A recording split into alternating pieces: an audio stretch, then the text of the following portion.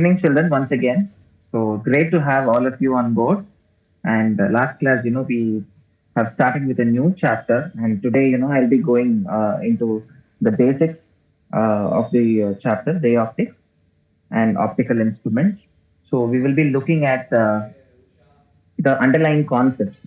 So we'll not jump directly, into the higher level concepts. First, we will try to bridge the gap, and then, we will go to higher concepts. So that is what I've planned for today. So let me start sharing my screen in the meantime. Okay. So just let me know, if you're able to see the screen that I'm sharing. All right. So it's just started sharing, I suppose. I hope all of you are able to see it. Okay. I've just kept the topic also ready, title and today's date. Right. I hope all of you are able to see it, children. Okay. Great. All right. So we'll start off. Now, here in this chapter, ray optics and optical instruments, so we will be touching off with all the basics, before we proceed any further. So, first, we'll try to understand what is a ray, what is a light ray, right? So, with that concept, we will start off today's lecture. So, first and foremost, we'll talk about the light ray. So, light rays, as you see, it is basically a fine um, particle. So where you can identify all photons, are moving in a particular direction, it forms, a light ray. Now, when I say photon, it is a small entity of the light ray. Okay, it is a small packet of energy, you can say, to understand in simple terms. So here, this optics is basically a branch in physics which deals with the behavior of light. So light's behavior we will be, dealing with, and we will also talk about other electromagnetic effects of rays as well. So that is what we are going to deal here in this chapter. The first concept is we will try to understand what is reflection. Okay, so this is not something which is Greek and Latin. Reflection is basically the phenomenon of light ray when it bounces when it encounters a shiny or a reflective surface. For example, you can take an aluminium foil. You can also take a plain surface of the mirror. Okay, any shiny surface, basically any metallic surfaces. Now, if you go to a car showroom, you can see that the paint, the colors are so attractive. Why do you think so? That is because the light rays, incident on them, get reflected from the surface, giving that shiny appearance. You say that robust look, isn't it? So the dazzling look or the robust look, the robustness. So everything is because of reflection of light. So here we'll try to understand this basic concept. So I'll write the definition for your understanding. So reflection is basically the phenomenon of bouncing of light rays when incidents incident means when they are going to touch that particular surface. Okay, when they're incident on a shiny surface.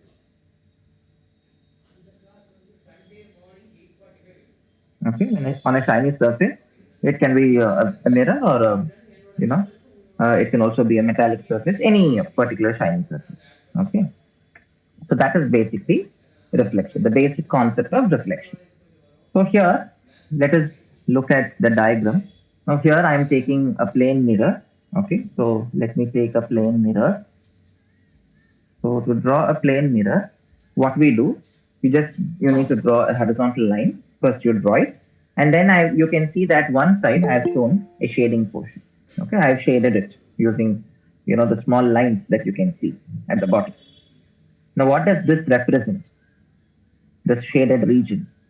This represents that there is a coating of mercury or silver. Okay, that enables reflection on the glass surface. Okay, so here you have a coating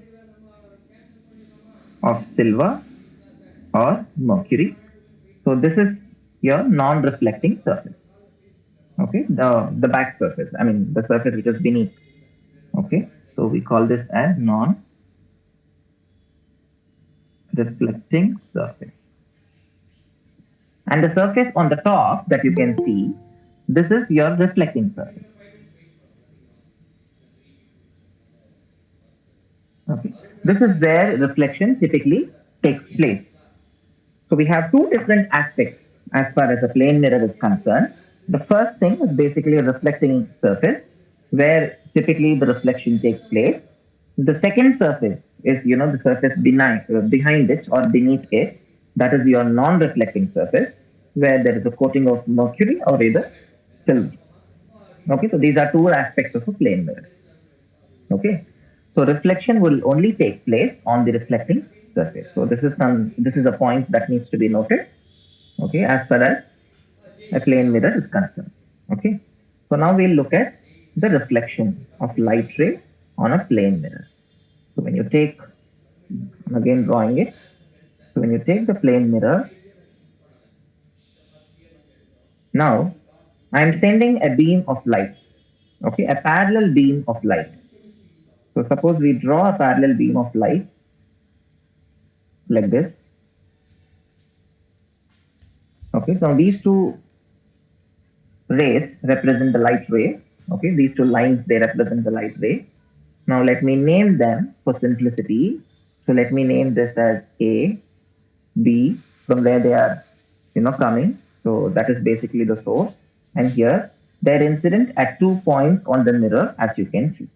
So let me call those points as O and P.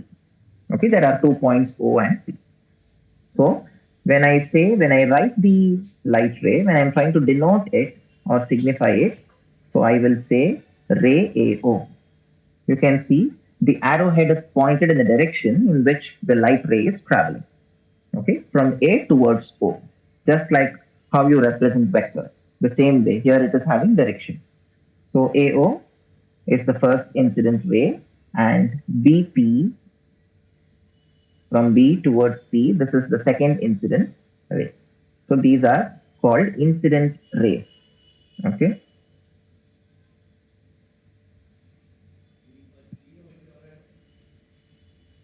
They are incident rays. After their incident at points O and P, now what happens typically? It is going to get reflected, right? So the light ray gets reflected. So this is how it gets reflected. So I am drawing the reflected ray also. Okay. Now there is an important aspect here to be noted.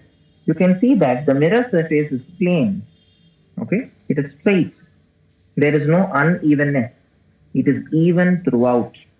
That is the reason the rays which appear parallel, which are incident parallel, namely rays AO and the incident ray BP, both of them after reflection also they are coming out parallel. Okay, they are reflected also. Reflected rays are also parallel, and the incident rays are also parallel. That is because the surface is even. Whenever you have an even surface, a plane surface, okay, without any unevenness, that is when it is straight, okay, without any deformity, then your incident rays, the direction in which they came, if they are parallel, then the reflected rays are also going to be parallel. Okay, so that is a simple aspect that needs to be kept in mind. So this is regular reflection. We call this concept as regular reflection. So reflection is understood. Now here we are looking at regular reflection. Okay, in regular reflection, both your incident rays and the reflected rays, they appear parallel to each other. Okay, so they are parallel. The rays are parallel. Now let me name them also, the reflected rays. So let me name them as C and D. So OC and OD are basically your reflected rays. Okay, these are the reflected rays. Okay, so this is the basic idea of reflection. So here you can see that two rays are incident at 2 points O and P, and after that they're getting reflected away from O and P as shown. Okay, So when they are parallel to each other, both incident and reflected rays, then you call this reflection as regular reflection. Similarly, now if I'm going to take another surface, say now this time I'm taking a surface which is still shiny, but it is uneven. You can see here. Okay, it is not even anymore. In this case, how would the reflected rays look like? Okay, I'm taking two rays which are incident. Okay, two or three rays you can take. Okay, I'm just doing a freehand drawing. So I'm taking them and I'm showing them. You just imagine that they are parallel. Okay. So three rays are taken. So they are incident at three different points. Now the reflected rays, they would not be parallel to each other. That is because the surfaces are not even. It is uneven. So they bounce back in different directions across different angles. Okay, like this. So the first ray would reflect like this, the second ray gets reflected like this, and say the third ray would get reflected like this. They get scattered in different directions. So which means that the surface is not even, it is uneven. Because of the unevenness, you can see that the reflected rays get scattered along or across different directions. So this type of reflection, we categorize it as diffused reflection. Okay, let me just put it here.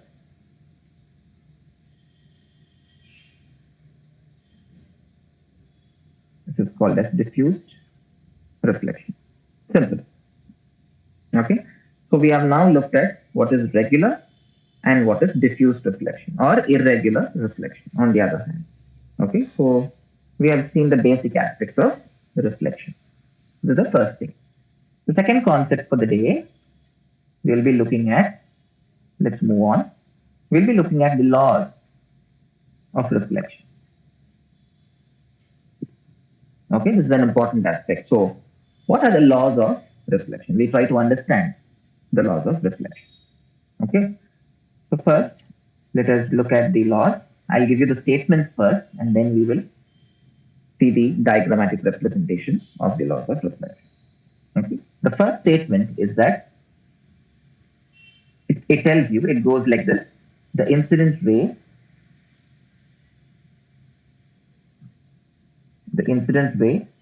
reflected ray,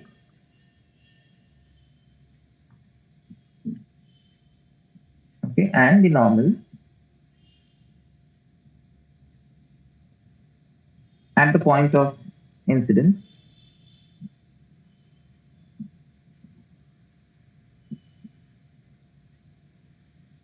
okay, all lie on the same plane.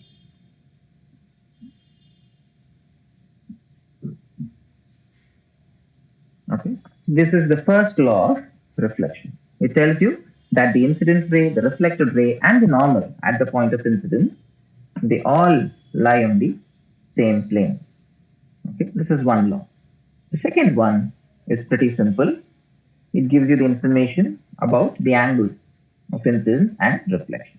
So the second statement is like it goes like this. It tells you that the angle of incidence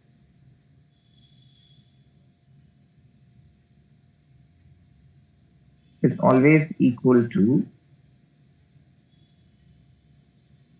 the angle of reflection.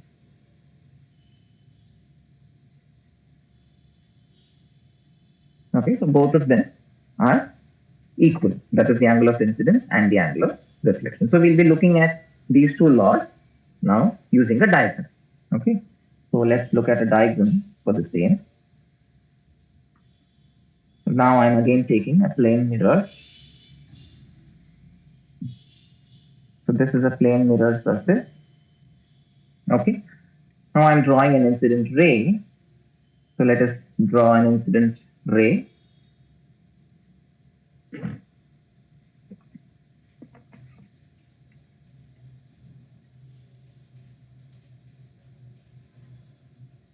So we are drawing this incident ray. And the first point is to name the incident ray. So let us name it as A, and this point I'm naming it as O. Okay, this is the incident ray.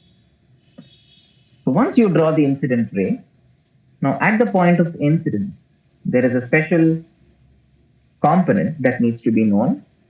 We draw something called as a normal. Okay, so what do you mean by a normal? Normal is basically an imaginary line. In reality, normal does not exist.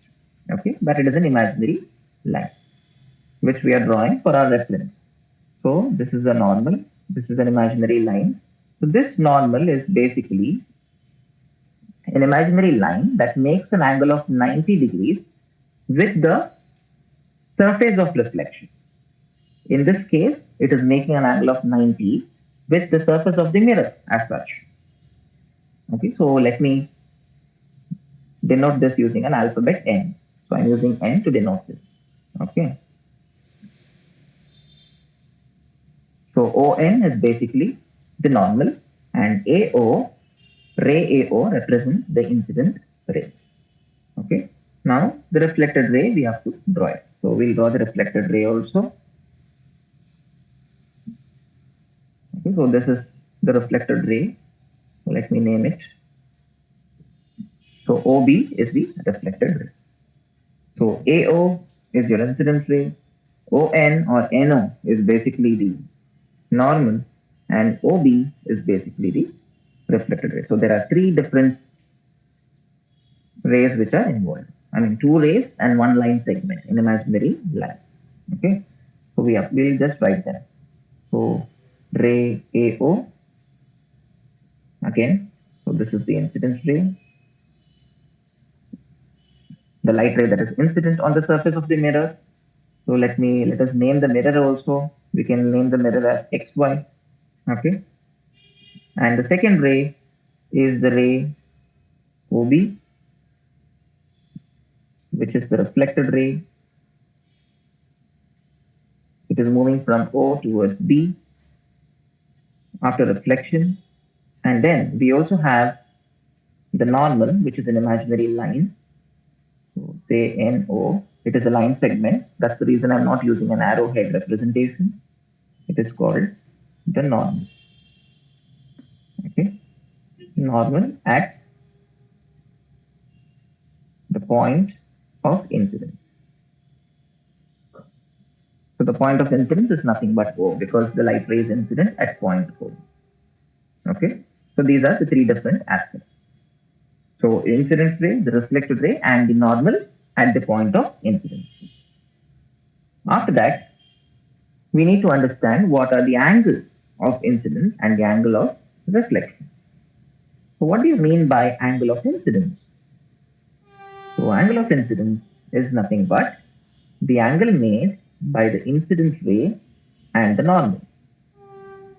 I repeat, the angle of incidence is nothing but the angle made by the incident ray, in this case AO, and the normal ON. Alright. Similarly, the angle of reflection is the angle made by the reflected ray, which is OB, and the normal ON. Okay, so we call that as angle of reflection. Alright. So now our diagram is complete. So we have the incident ray, we have the reflected ray, and the normal at the point of incidence. We also have shown the angle of incidence, the angle of reflection. Okay. Now we can basically understand what are the laws of reflection by just looking at the figure. You get the figure right? Just by looking at it, you can try to recall what are the laws of reflection. First, the incidence ray, the reflected ray, and the normal all lie on the same plane. Don't you think it is true? Just by looking at the figure? Because all of them are lying along the same plane, and you can see all three of them meet at the point O. So this is your first statement. Second statement, the angle of incidence is always equal to the angle of reflection. Okay, so angle I is equal to angle R. That is the second statement. Okay, So let me just mark it here. So angle I. So mathematically, if you want to represent, you say it as angle AON. That is how you denote an angle. So angle I is nothing but equal to angle AON, which represents angle of incidence.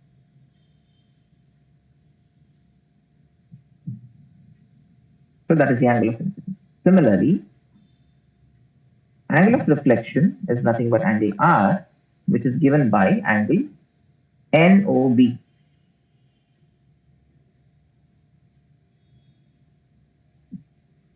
This is angle of reflection. Okay, so both the angles also we have now discussed. Okay, so according to the laws of reflection, the second statement, we understand that angle of incidence is always equal to angle of reflection. This is the mathematical expression of the second law. Okay, so now we are done with the laws of reflection. So I hope this part is clear to all of you. We learned what is reflection, right? So we also looked at different types of reflections, that is regular and irregular. So what do you mean by regular? When the light rays, which are incident on a plane mirror, and after they get reflected, both of them are going to be parallel to each other. So in that case, you call it regular reflection. But if they are not parallel to each other after reflection, if they get scattered along different angles, that means the reflection is not regular, so you call it diffused reflection. And then we looked at the laws of reflection. So here comes the diagram for it. First, you draw the incident ray, okay, AO. When an incident ray AO is incident at point O on the surface of a plane mirror XY, it gets reflected along ray OB as shown in the figure. Here, we need to draw a normal, which is an imaginary line that makes an angle of 90 with the surface of the mirror as shown. So that means NO is perpendicular to XY. So the angle of incidence, the angle of reflection, the reflection angle and the incidence angle, both of them are equal. That's one.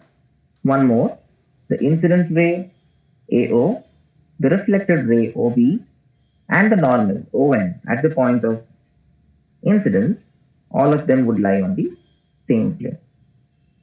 Okay, so this is the basic idea of laws of reflection.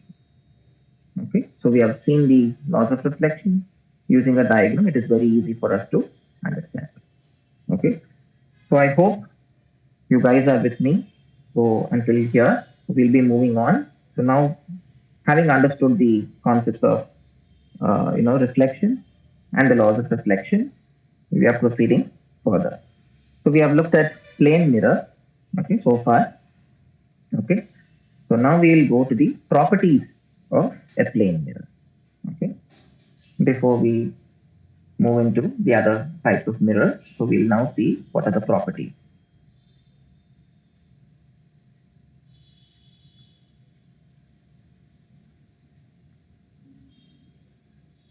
So now we'll see the properties of a plane mirror. It is a subpart, so we'll call it 2.1. So the properties of plane mirror we will see. What are the different properties of a plane mirror? So let's try to understand this.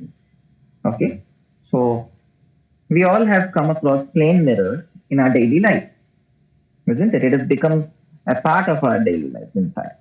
So whenever we get ready, when we get ready for school, you get ready for work, right? So we go and look ourselves whether we are presentable or not, isn't it? So when we get ready, especially after you take bath, we have a glance at the plane mirror that we have at our homes, right? So have you observed one important phenomena in the plane mirror? What kind of an image does the plane mirror form, right? And what is the magnification of that image, or what is the height of the image, let's try to understand all these details, okay, about the plane mirror. Okay, so here, first and foremost, well, I'll just put bullet points. Okay, the first bullet point, the first property of the plane mirror is that the object distance is always equal to the image distance. Okay, as far as the plane mirror is concerned, so I'm standing in front of a plane mirror. Let's imagine, say I'm standing 1 meter in front, at a distance of 1 meter in front of a plane mirror. Okay, so when is my image formed? With respect to the mirror, where is it formed? If you see, the image is formed at a distance of 1 meter, no doubt, from the surface of the mirror, okay, somewhere behind it. We feel that the image is inside the mirror, somewhere inside, right? It gives that kind of an effect. So, whenever you have an image formed behind the mirror, that means that image is a virtual image, okay? And that image is also at the same distance as you are in front of the mirror. Suppose if I'm standing in front of the mirror, I become the object. And my reflection that I see becomes my image. So I previously said that I am standing at a distance of 1 meter in front of the mirror. That means my image is formed also at a distance of 1 meter, but behind the mirror. Are you getting it? So the object distance and the image distance both are equal for a plane mirror. This is the first, important property that we need to understand. Okay, we try to represent this using a simple diagram. Yes, you can. So let me take a surface. This is a ground surface. Okay. Now I'm placing a plane mirror here. A plane mirror that is, vertical, because we all keep the mirror vertical, right, for viewing. So when we look at our faces, so I'm taking a mirror here. This is a plane mirror. I'm representing an object here. Okay, say this is the object. I'm using a simple arrow. Okay, so let me denote the object using alphabets. So let us call this A, B. So AB is the object. Okay, so first we try to understand how to draw a ray diagram here. Here comes, the ray diagram. So first let me tell you what is the object distance. So let me name the mirror also as XY. So AB is the object. Let us imagine AB as a person. So AB becomes the object. It is the object in front of the mirror. Now, what is object distance? Object distance is nothing but the distance at which the object is present in front of a mirror. You call it as the object distance. It is given by the letter U. Okay, U is the symbol for object distance. So U is the object distance. Okay, this is the object distance. So I've mentioned it. Now let's try to draw the ray diagram. Okay, the first ray is the ray that passes straight. So let me take a ray which is passing straight. Okay, so it is passing straight. It can go in different directions, but I am choosing for simplicity the ray which is passing straight.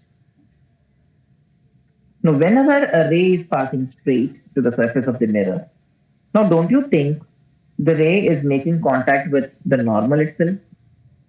Isn't it? The incident ray is basically making contact with the normal, meaning the normal is also a line, imaginary line, which is going to be perpendicular. So don't you think this is perpendicular to the surface of the mirror? Isn't it? So therefore, the incident ray and the normal are both overlapped in this case. And the reflected ray also will bounce back along the same direction. So the ray which went straight, that is the ray which is perpendicular to the mirror, is going and it is making contact with the mirror. Let me say it is making contact at a point, say C. Okay, let me call this point as C. It is getting bounced back and then it is reaching A again. Now, what we are doing here, because it is reflecting and coming back, I am trying to extend the incident ray in the reverse direction. Okay, so let me extend it along the reverse direction. So, whenever you try to draw, this is basically an imaginary case. Okay, I am just drawing an imaginary line, okay, which does not exist. So, I am just trying to draw it to understand the image formation behind the mirror. So I'm using a dotted line convention. So this is something that you guys also have to keep in mind. Whenever you try to draw an image, okay, especially behind the mirror, you will not use continuous lines. You will use a dotted line convention. That's the reason I'm using a dotted line convention because it is behind the mirror. Okay, it's an imaginary line. Done. So this the first part is done. Second part, what I'm going to do, I'm going to consider another ray because with just one ray, it is not possible to form an image. Minimum, you need at least two or three rays. So let me take a second ray. The second ray is now, say it is passing, it is going from the object, it is reaching the base of the mirror. Okay, incident ray, it is reaching the base of the mirror. Okay, now at the base of the mirror, I am also locating the normal. Okay, the normal is nothing but the ground level where we are standing. Okay, so by is nothing but the normal at this base. Okay, so this is nothing but the angle of incidence, the angle made by the incident ray, and the normal at the point of incidence, as we just now learned. So that is the angle of incidence. Now this incident ray is going to get reflected, no doubt. So it is getting reflected. So I am drawing the reflected ray as well. So it gets reflected. Okay, such that both the angles are equal. So here you need to draw it accurately. So I'm just drawing because it's a rough diagram. Yeah, so this is the reflected ray. So it's getting reflected. Okay. Now the ray which is incident at point Y, that is AY, was your incident ray from the image, from the object to the base of the mirror Y. It is getting reflected. Now this reflected ray is going to go, in a particular direction below. But what if I'm going to join these two in the reverse direction like this? Okay, so I'm going to join both of them. Okay, in the reverse direction, you can see that both of them would go and meet at a particular point, say behind the mirror. So when they meet at a particular point behind the mirror, so you can see that both the rays have met behind the mirror at this point. Okay, so that is where your image is formed. So let me call that image as A dash and B dash. Okay, so it is found that A dash B dash is also the same height as that of the object. So when I stand in front of the mirror, my image is exactly the same as how I look. You would not you would not find an enlarged version of yourself nor a shortened or a shrunk version of yourself. You would see, yourself as you are.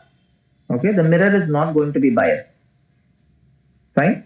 So you would look at yourself the way you are. So here also the reflection is happening, and you can see that the reflection of the object, that is the image, is exactly the same size as that of the object. Okay. Now the image distance is also exactly the same. Here it might look smaller, okay, because I've done a freehand drawing. But if you're able to do it precisely using a ruler, and a protractor by measuring the angles, you would get exactly the same distance. Okay, so the object and the image distance both are equal. U is equal to V. So V is nothing but the symbol for image distance. Let me write that also. V is the image distance. So the object distance and the image distance both are equal. That is the first property. So here I have drawn it diagrammatically and I've explained so that you understand that the object and the image distance both are equal as far as a plane mirror is concerned.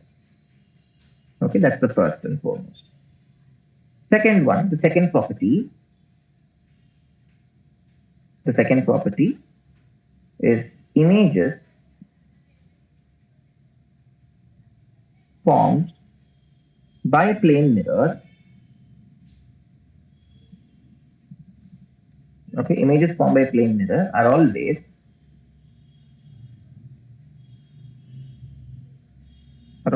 virtual and erect.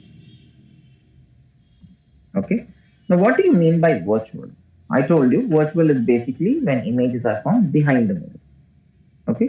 It is assumed to be formed behind. So you call that as virtual. So what if they are formed in front of the mirror? In that case, you call them real images. Okay. We will also look at certain cases where real images also can be formed. But as far as the plane mirror is concerned, it's always going to be a virtual image. That is, the image is always, behind the mirror. That is the reason we call it virtual. What does this word erect mean? Erect means straight. Okay? It is basically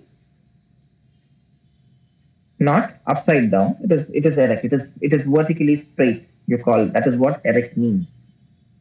Okay? So it is erect and it is also virtual. So that is the second property of a plane mirror. The images formed by a plane mirror are always virtual and erect. Third property. What is the third property? Let's try to understand. The magnification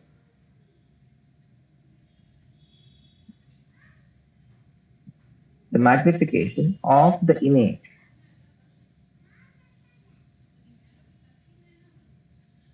the magnification of the image formed by a plane mirror is always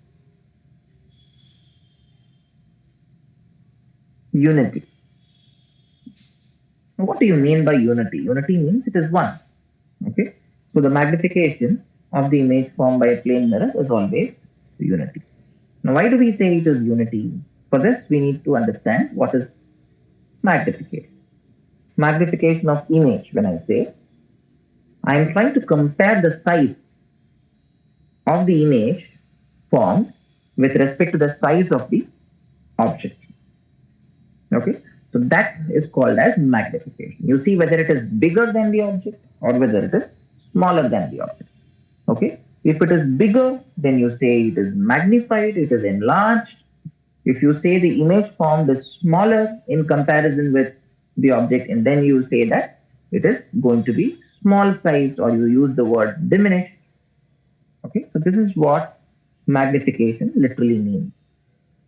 So magnification is basically a factor that denotes whether the size of the image is bigger or whether it is smaller than that of the object that is kept in front of the mirror. That is what magnification is all about. So here, let me give you the formula for magnification as well. Okay. So magnification is given by the letter or denoted by the letter M is nothing but the ratio of the height of the image upon height of the object.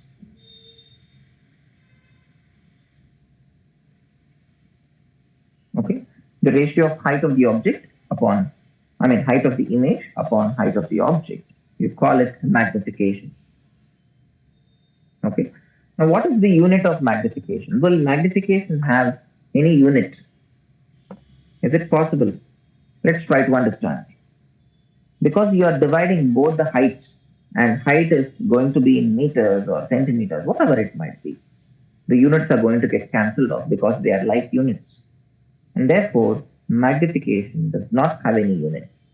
It is unitless or it is dimensionless because the units of heights of both the objects and the image, they get cancelled off and does not have any limit. It is basically a number. It is a decimal or an integer.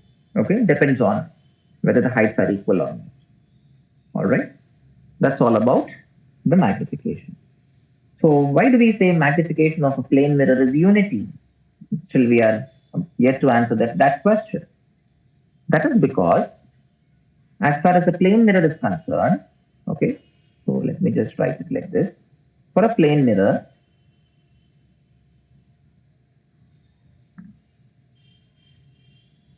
for a plane mirror, object height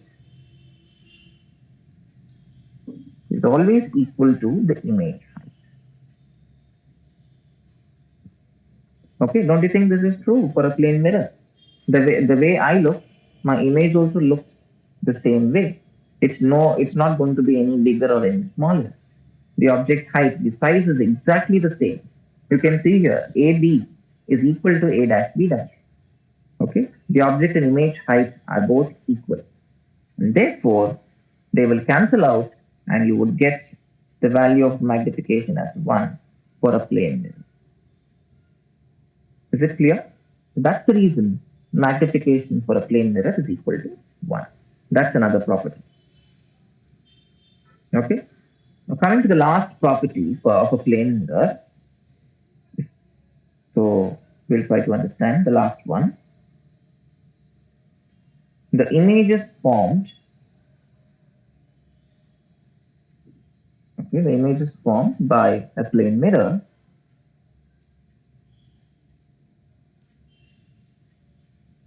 are always laterally inverted.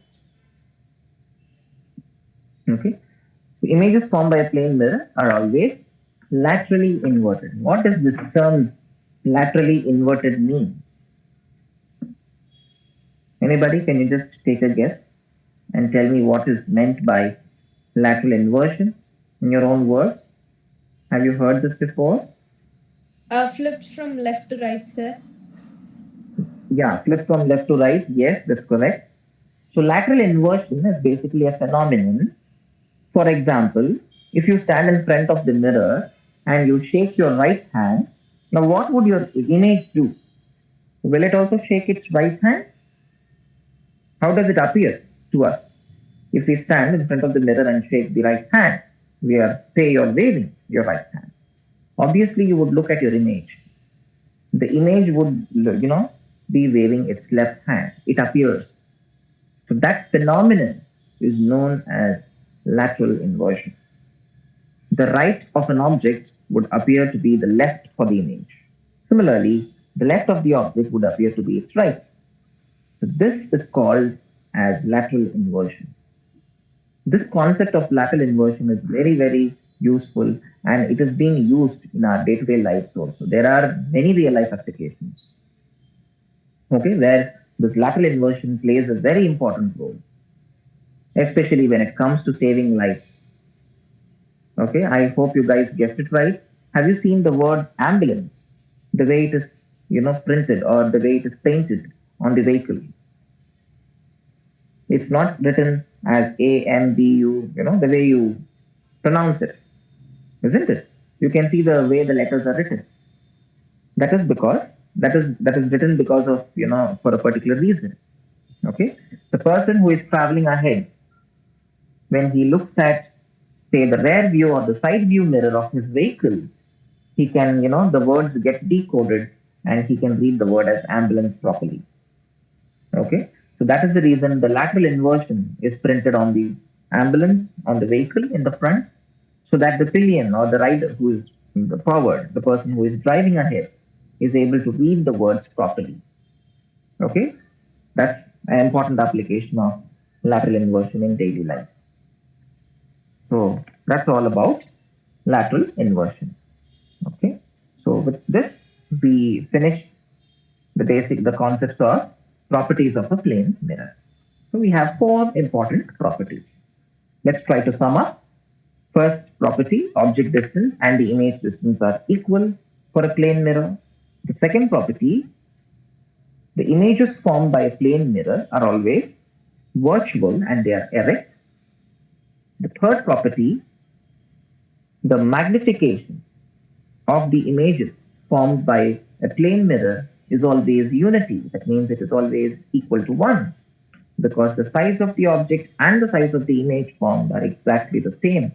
It just looks like a photocopy.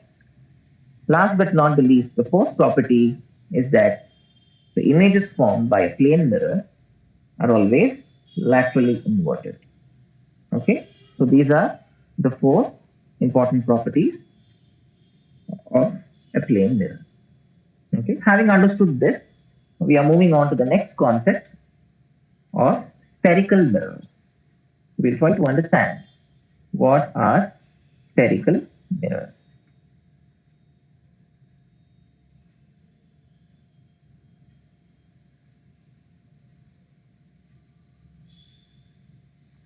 Okay, so we'll see what are spherical mirrors. Now, for a better understanding of the spherical mirror, I'll just show you a simple animation so that you can visualize, you can try to illustrate it in your mind, and then we'll quickly come back, okay, and we'll proceed with the concepts of spherical mirrors. Okay, now how a spherical mirror is manufactured, I'll just give you a brief introduction into spherical mirrors. Okay, you take the plane mirror. The plane mirror is heated and it is molded in the form of a sphere, right? I hope you guys all know what a sphere is. Yeah, so it has been molded, it has been recast into a sphere. That sphere is called a spherical mirror. Okay, entire thing, the whole sphere. But we don't require the whole sphere. Just a small portion of the sphere is taken, it is cut, and then it is being used for different uses, okay, for different applications. We have two different types of spherical mirrors. They are broadly categorized into two types. One is concave and the other is convex spherical mirrors. So we'll be seeing both of them. So stay tuned. Just give me a minute. Okay, I'll share the animation video. All right.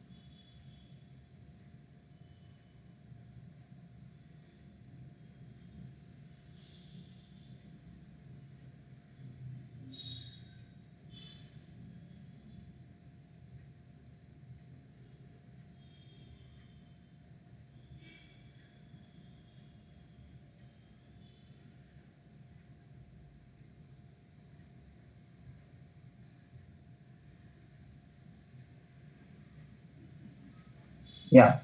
So I'm ready to share it. So let me stop sharing the screen and we'll go to the animation window. I've started sharing the animation screen. I hope everybody is able to see it.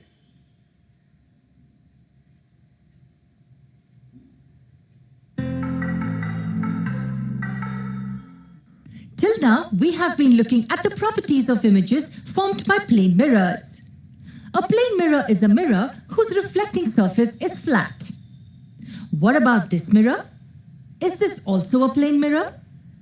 This is a mirror as it has the smooth reflecting surface. But this is not a plane mirror as this reflecting surface is not flat. The reflecting surface is curved and hence this mirror is called a curved mirror. What about this one? This is also a curved mirror. The difference between the two is that the reflecting surface of this mirror is curved inwards, whereas the reflecting surface of this mirror is curved outwards. Can you think of examples where you have seen curved mirrors? A shiny surface of a spoon is a good approximation of curved mirror. Spoon has two reflecting surfaces, one curved inside and the other curved outside. Now the specific types of curved mirrors that we are interested in are called spherical mirrors. In fact, these two mirrors are spherical. Well, they look nothing like a sphere. But then why are they called so? They are called spherical mirrors because their reflecting surface is a part of a sphere. You can clearly see that the reflecting surfaces of both the mirrors form the part of the sphere. Now both these are given special names. The mirror that has its reflecting surface curved inwards is called a concave mirror, and the mirror that has its reflecting surface curved outwards is called convex mirror. Yes, inwards, concave, and outwards, convex. Now we want to study the properties of images formed by spherical mirrors. But before that, we need to define certain terms related to spherical mirrors. So let's do that. Both the mirrors are placed like this: concave mirror on your left and convex mirror on your right. I'm going to define the terms for both these mirrors: concave inwards and convex outwards. The center of the reflecting surface of the mirror is called the pole. We represent it with a point P. In the front view of both the mirrors, you can see that the pole is present right at the center. Now, as I told you, the reflecting surface forms a section of the sphere. This sphere must have a center. This center of the sphere is called the center of curvature, denoted by C. And what will the radius be called? Yes, it's called the radius of curvature. Join the pole and the center of curvature with a line. This line is called the principal axis. The midpoint of the line segment joining the pole P and the center of curvature C is called the focal point. It's denoted by the letter F. We will talk about one last thing in this video. And that is an assumption that we are making all along. We are assuming the radius of the curvature of a mirror to be much greater than the aperture of the mirror. Aperture, in simple terms, is that part of the mirror which is exposed to light. In our mirror, this is its aperture, since the light can be incident anywhere in this region. If we hide some part of the mirror with an opaque substance, then its aperture is reduced. Mathematically, it is this length. So the mirror that we are considering is the one in which the aperture is much smaller than the radius of the curvature. These were a few of the terms related to spherical mirrors. But there's a lot more we need to understand about them. Yeah. So I hope this animation was useful to visualize the different categories of spherical mirrors, and most importantly, the terms pertaining to the spherical mirrors. Okay, be it concave or be it convex. Now we will quickly go back and we will try to reciprocate the same, okay, in our blackboard. Okay, so let me stop sharing this and I'll reshare the screen, my writing pad.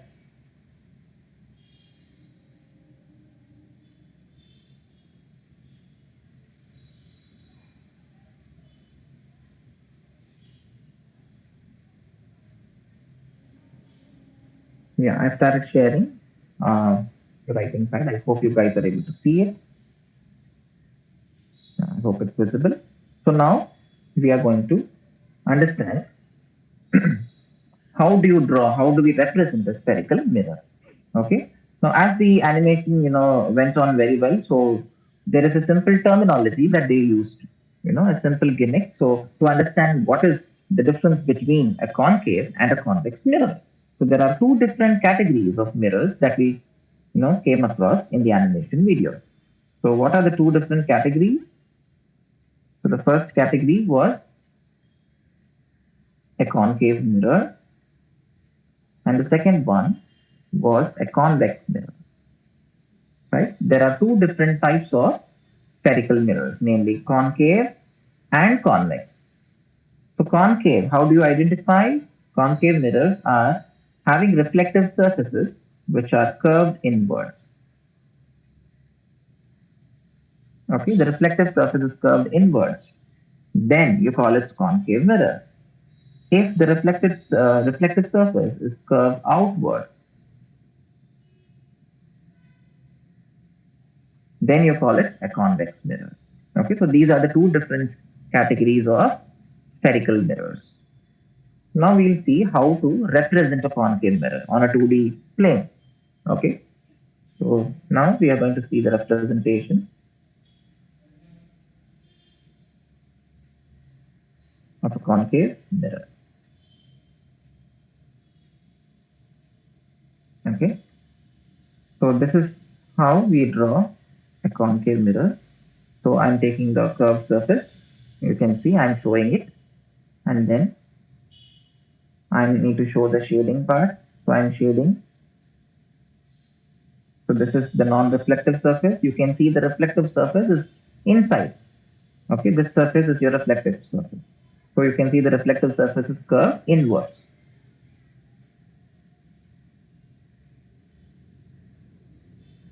So reflective surface is curved inwards. Okay. Now we have drawn the mirror, no doubt. We need to draw the line, a horizontal line that is going to cut the mirror into two equal halves or two parts you can say. Okay. So that line we call it as the principal axis. So I have drawn here a horizontal line which is cutting the mirror, okay, into two equal parts in the vertical plane. So you can see that this line is called as the principal axis.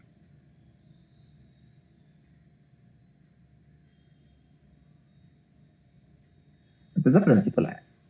Now the point where it cuts the mirror into two parts, this point has a special name. We call it as the pole of the mirror. Okay, it's denoted by the letter capital P. It is called the pole of the mirror.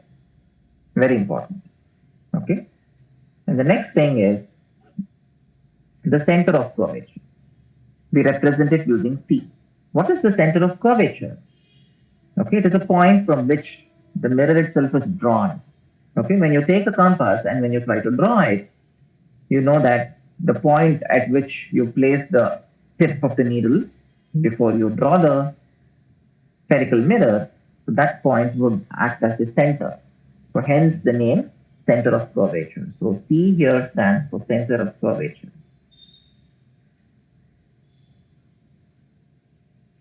So this is the center of curvature, which is C. Okay.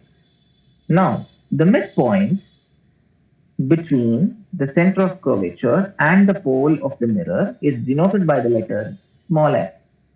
What is this called? This is called as the principal focus. Okay, the name for this is principal focus. Okay, let me just write it in the side. So F, small f, stands for the principal focus, or it is also called as focus or focal point. All are same. Okay, it may be called by different terminologies, but it ultimately means the same. The principal focus, sometimes we refer it to as focus for simplicity, or the focal point as it was referred in the animation video we just saw. Okay, this is the third point to be noted. Okay, so center of curvature, the principal focus, pole, the line which is joining all of these and cutting the mirror into two equal halves. So you call that as the principal axis. The distance between the center of curvature to the pole, that is the distance CP, is called the radius of curvature. Because using this as the radial length, the mirror was drawn. So we call that as the radius of curvature. It is denoted by the letter capital R. Okay. Okay. So that is the distance between the center of curvature and the pole of the mirror, which is the radius of curvature. All right. So these are all certain important terminologies with respect to spherical mirrors in common. Okay. That is starting from the principal axis, the center of curvature, principal focus, pole, and the radius of curvature. Now, there is an interesting relationship between the radius of curvature and the focus. Okay, so what is the relation? We'll try to see the relation. Now you can see we say that the focus is nothing but the midpoint, isn't it? It is the midpoint of the radius of curvature. So don't you think r is equal to 2f, right? Twice the distance. So radius of curvature is nothing but twice the focal length of the mirror. So how we call it twice? So this length is f and this is one more f. So f plus f is nothing but 2f. So always the radius of curvature is equal to twice the focal length as far as a spherical mirror is concerned. Okay, this is an important relationship which is also used while we solve problems. Okay, so this is another important aspect. So now we have covered the basic representations of the concave mirror. The same way, now here we have seen it for a concave mirror. Now when you draw the representation for a convex mirror, it is the other way around. So we will see the representation of a convex mirror. So when you draw a convex mirror, we represent it like this.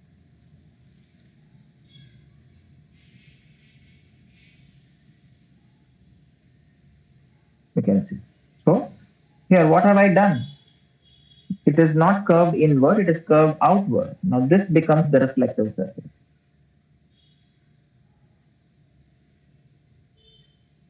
So this is the reflective surface. Okay. So when you now draw the principal axis, this is how your principal axis would go. Okay. So this is your principal axis. Again, where does the pole lie? The pole lies here.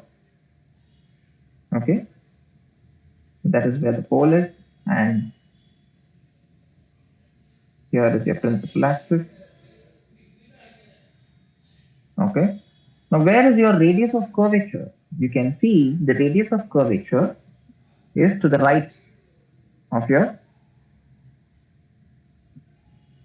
pole.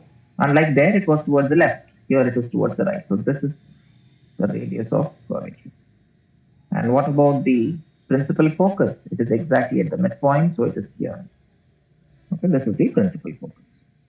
So here you need to understand, as far as the convex mirror is concerned, the radius of curvature is towards the right. It is positive. So here comes the sign conventions. So how do we represent the sign conventions? Okay, so sign convention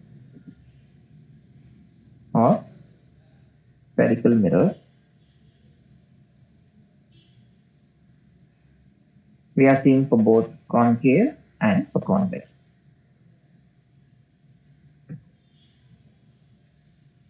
For concave mirror as well as convex mirror.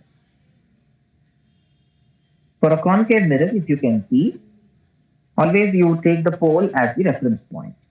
Okay, when you take a graph sheet or a graph paper, you draw the axis, x and y axis. Now, obviously, origin is a point, right? The reference point. Now, what do we mean by a reference point? It is a point with respect to which all your measurements or calculations are done. Similarly, here, as far as the spherical mirrors are concerned, the pole is going to act as the origin, meaning that is a reference point from which all your distances are calculated. Okay, so first for a concave mirror, okay, you need to note that from the pole, all your distances are going to be negative. Okay, everything is towards the left, right from your radius of curvature, to your center of curvature, okay, and the focal length, all of them are negative. Why? Because it is towards the left.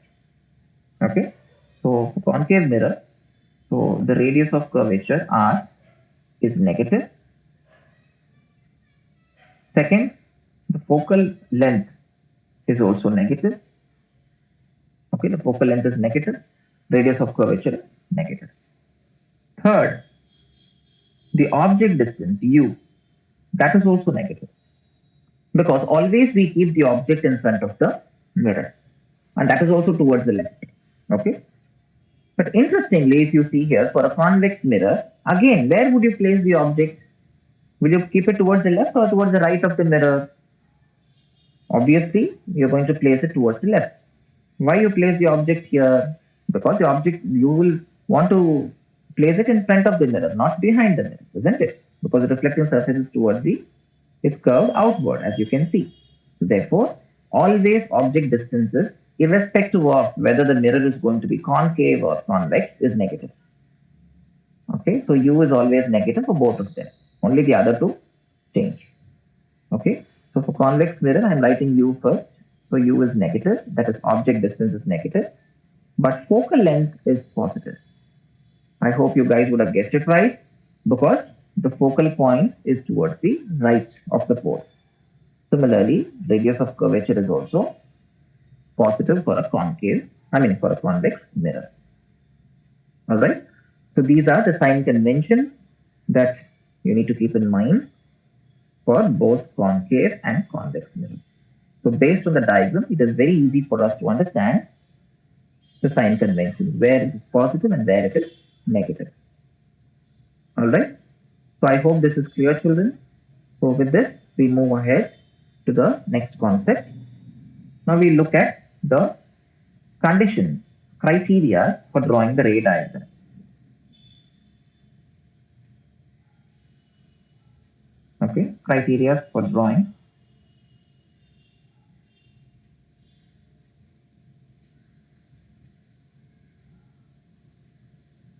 the ray diagrams. Okay, so we'll look at the important criteria. The first criteria means conditions. Okay, the first condition, the first criteria, okay, is the all rays passing parallel to the principal axis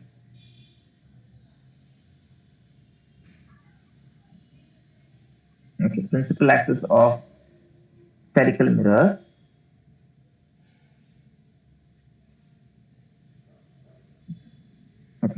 passing parallel to the principal axis of spherical mirrors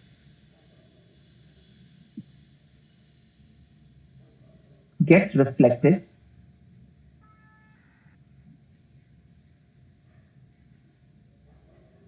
towards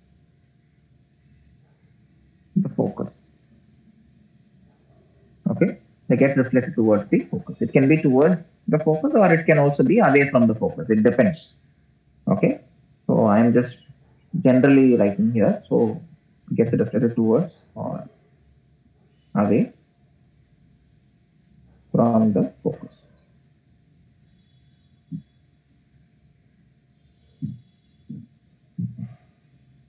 Or focal point. Okay, anyways you can put it.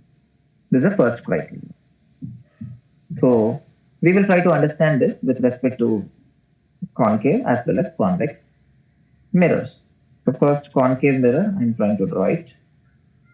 Okay, so here you have a small concave mirror. And then same way I'm also showing a convex mirror also next to it.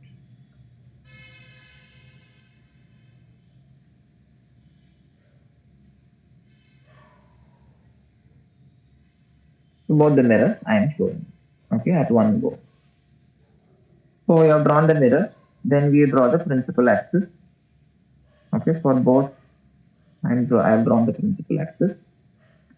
Next, we need to mark the important points, which are called center of curvature, pole, and midpoint of center of curvature and pole, which is the focus. Similarly, for the convex mirror, I'm showing the pole now, and center of curvature, and the focus, which is at the middle. Okay, so for both the mirrors, I'm writing the names below. This is concave and this is convex. So I have shown now both the mirrors. Now let us place the object. Okay, so here comes the object. So I am placing the object. So before I place the object, first we try to understand this ray. Okay, before I place the object, the first ray is the ray which is passing parallel. So let me show a ray which is passing parallel and let us see how the ray is going to move. So here I have taken a ray which is the orange ray. The ray is passing parallel to the principal axis of a concave mirror. Now where this ray goes, it will get reflected towards the focus. For a concave mirror, always the rays which are parallel to the principal axis, they'll get reflected and they will pass through the focus. This is the first criteria. Okay. Any parallel ray gets reflected and would pass through the focus. Even here also. See, if I'm going to pass another ray here, where will that go? That will also get reflected towards the focus. So this focus is basically the point where all parallel beam of light incident on a concave mirror would converge. I repeat, the focal point or the focus is basically the area where a parallel beam of light incident on a concave mirror gets reflected there and it will go and converge at that point. Okay? Because all the parallel rays converge at the focal point of a concave mirror, this concave mirror is popularly known as a converging mirror. Okay, hence the name converging mirror. Why do we call it a converging mirror in the first place?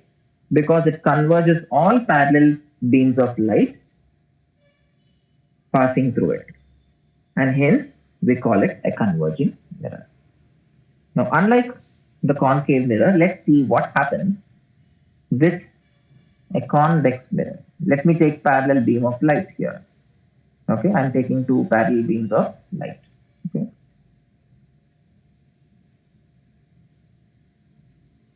So I've taken two parallel beam of light, two parallel rays basically. Now what should happen? It has to actually pass through the focus like this.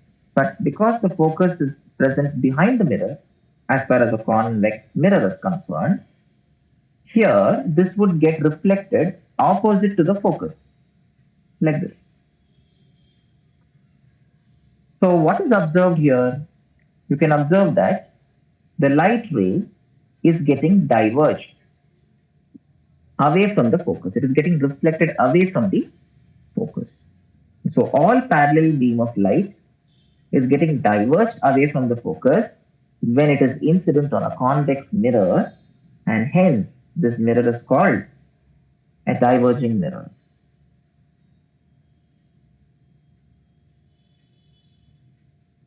I hope it is clear, right? So why concave mirror is called a converging and why is a convex mirror called diverging mirror?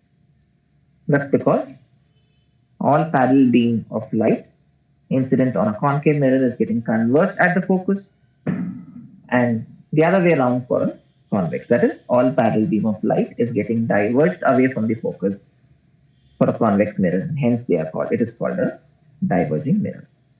So this is the first criteria. Okay. So all rays passing parallel, they either get reflected towards or away from the focus. That purely depends on what type of mirror it is incident on. If it is incident on a concave mirror, then it will converge to the focus. If it is incident on a convex mirror, then it is going to diverge away from the focus. This is the first ray. Okay. Now let's try to look at the second ray, the second criteria. Okay. All light rays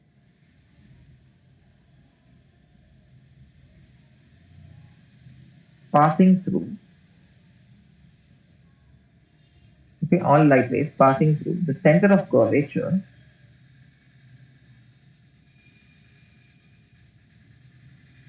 of a spherical mirror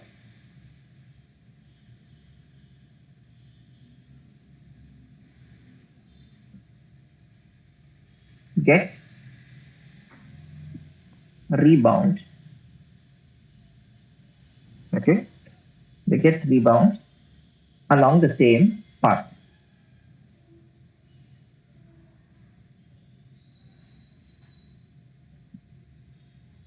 okay, along the same path or the same direction. This is the second criteria.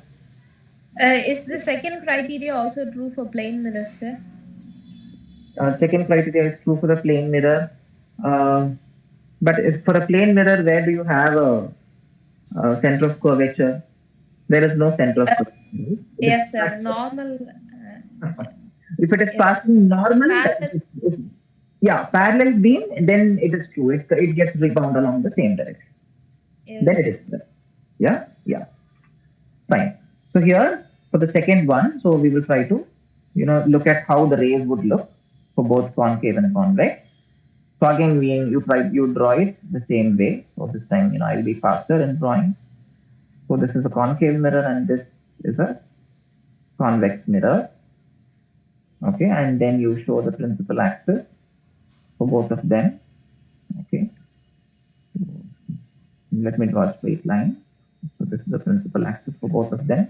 Okay, and now you mark all the parameters of the spherical mirrors, starting from the center of curvature, your focus, then you have the pole. Okay, for both of them, I'm marking. So here, now the criteria is you have a ray which is passing through the center of curve. So I can take the ray in any particular direction, but only criteria is it is passing through the center of curvature. So if it happens to encounter the center of curvature of a spherical mirror, what happens? It gets reflected or rebound along the same direction. Now, why does this happen? Why should it behave like this? Right? There should be a question in your mind. You might be thinking, why should it get rebound? Why can't it go in any other direction? Okay, the answer is simple. When you draw a tangent at this point, okay, you know that always tangents are perpendicular to the surface of a circle at any point. I hope you guys would have learned this in the properties of circles. So tangent at a point to the circle is always perpendicular to the radius and contact. So here CP, here that point from C to the ray which is touching the point is going to act as the radius, and the radius is perpendicular to the tangent at that point. Why I'm saying tangent? Because this radius length is equal in all directions. Okay, and hence at that point, the small line as you zoom in, and when you try to understand, it appears to be 90 degrees when it is in contact, when it passes through the center of curvature. So when I say 90 degrees, you guessed it right, it will be the normal, and hence it comes back in the same direction. So the angle of incidence and the angle of reflection are equal here, and they equal to what angle? If you would ask, can anybody take a guess? What is the angle of reflection and angle of incidence at this point when it is getting rebound along the same direction? Anybody? Any guesses? 45 degrees, sir. 45? No, it is not 45. The angle of incidence is nothing but angle made by the incident ray along with the normal. Here, normal, incident ray, reflected ray, all of them are overlapped. It's 0, sir. Yeah, that's correct. It is zero. The angle of incidence and the angle of reflection both are zero. Why? Because it is along the same direction and they are all overlapped. You understand? Why I'm saying it is zero? Because the angle made by the incident ray and the normal is zero. Why is it zero? Because they are overlapping over each other. Okay, they are coinciding over each other. That is the reason it is zero. Okay, the same way when I go to when I look at the convex mirror, again you can see the phenomenon is pretty the same. Okay, but things appear to be different here. Okay, when I draw a ray here, you will not draw the ray like this in this direction. No, why don't I draw it in this direction? The reason is simple, because this is not the reflecting surface. The reflecting surface is here. Okay, if I'm drawing like this, that means I am I'm drawing behind the mirror. You cannot have an object behind the mirror. An object behind the mirror will never form an image, right? We all know that.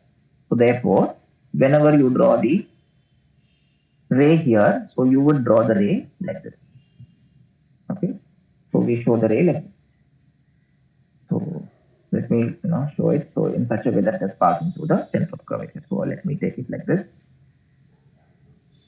Yeah. So this ray also gets rebound. But why am I using a dotted line convention behind the mirror? I hope I gave you, the rules and regulations for drawing the rays. So whenever you draw the ray behind the mirror, it is a rule to use a dotted line convention. Okay, that's the reason we have used a dotted line.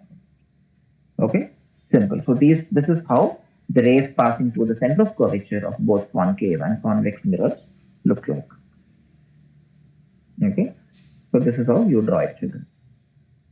Fine. So now we had looked at two different criteria. Last but not the least, the last criteria. Let's look at that as well. The third criteria,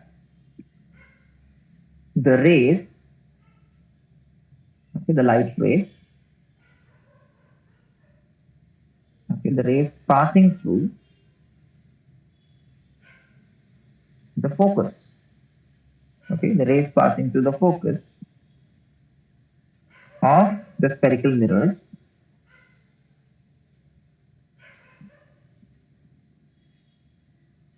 okay, the rays passing through the focus of the spherical mirrors appear parallel, appear parallel after reflection. Okay, this is basically the converse case of the first criteria. Okay, there they went parallel and then it came, to the focus. Here you're sending it, through the focus, then it will appear parallel. It is the converse of the first criteria. Okay, so again, it is quite simple to understand this also. So again, when you take the concave mirror,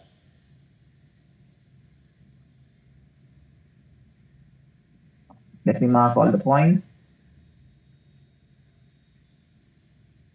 So if you're going to pass a ray like this through the focus, okay, say I am passing it through the focus like this.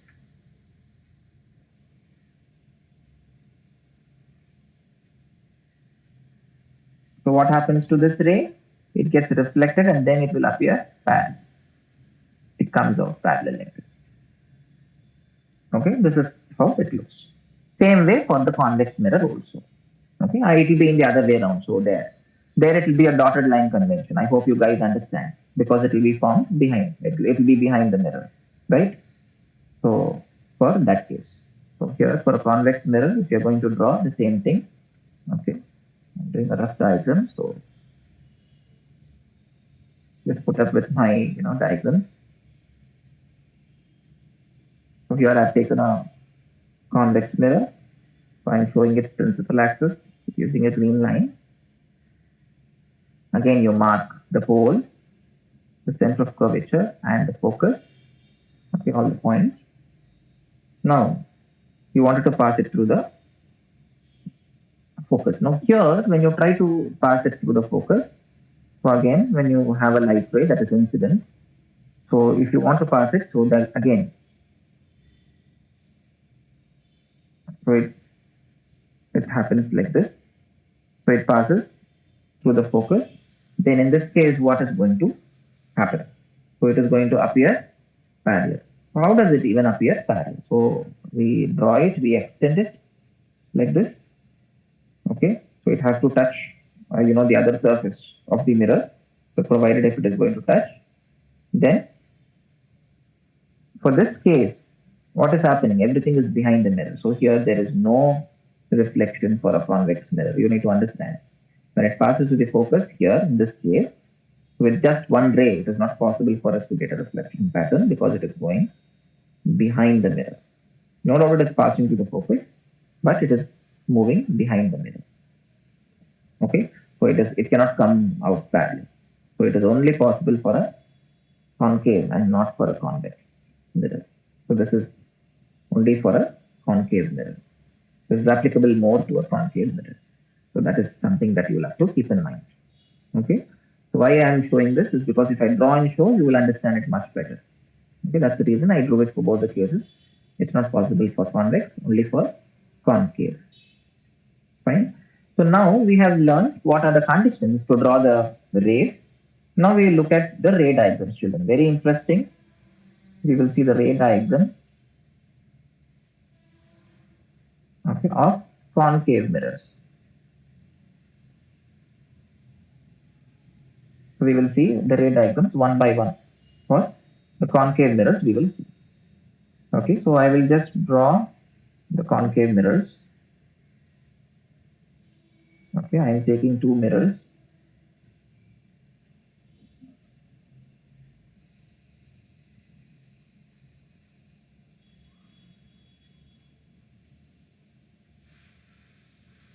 So let me show the principal axis first. The principal axis for both the mirrors. This doesn't look straight. Let me make it straight. Okay, so I've drawn principal axis for both the mirrors. Okay, and let me mark all the different points. So this is the pole, this is the center of curvature, and this is the principal focus. Similarly, here center of curvature, pole, and principal focus. Okay, the first ray diagram is where I am placing an object. So here I am using an object as a simple arrow mark. Okay, an arrowhead is being used. Okay, I am placing it. Now, children, I am applying the ray diagrams. We are going to apply it, and we are going to see how the image is formed. So I have taken the object here. So from the tip of the arrowhead, okay, listen carefully. From the tip of the arrowhead, the first criteria which we learn, the ray which passes parallel to the principal axis of a concave mirror. Okay, I will draw it.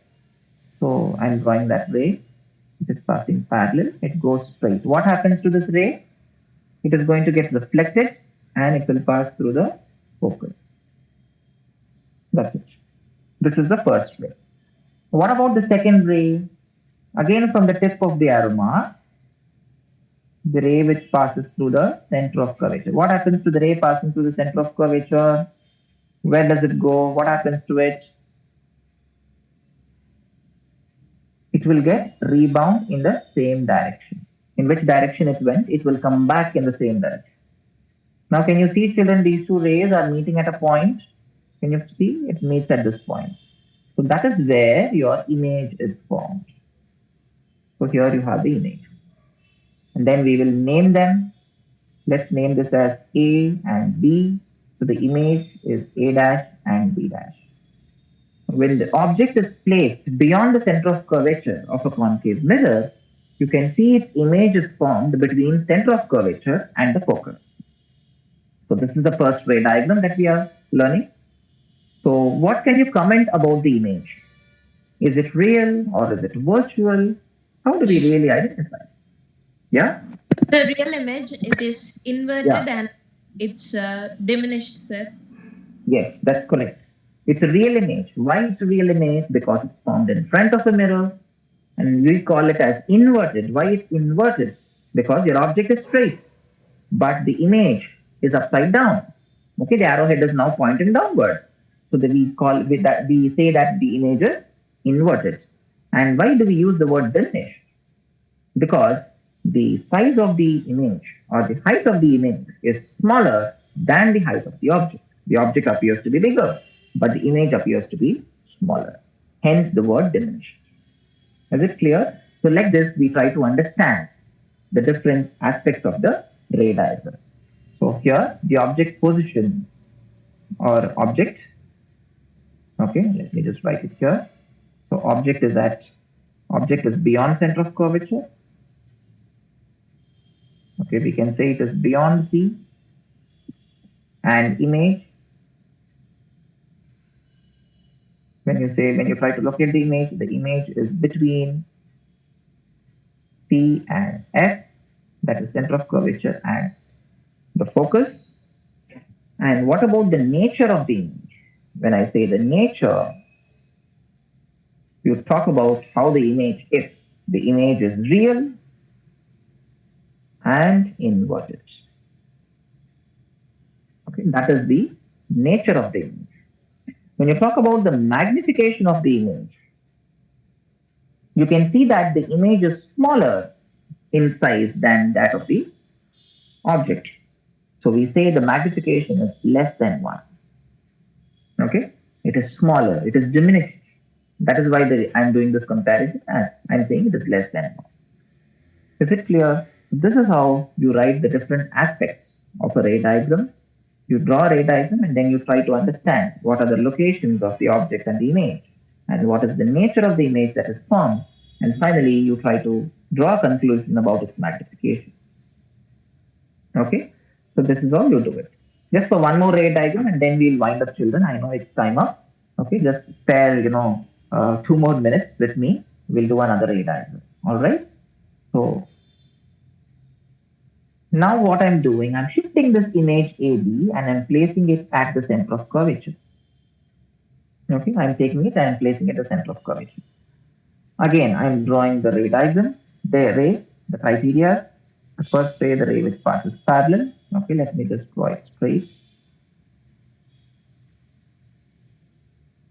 It is passing straight and it gets reflected. You know where it gets reflected. It gets reflected towards the focus like this. Okay, and the second ray is the ray which is passing through the center of curvature. So I will pass it through the center of curvature itself from the arrow tip itself.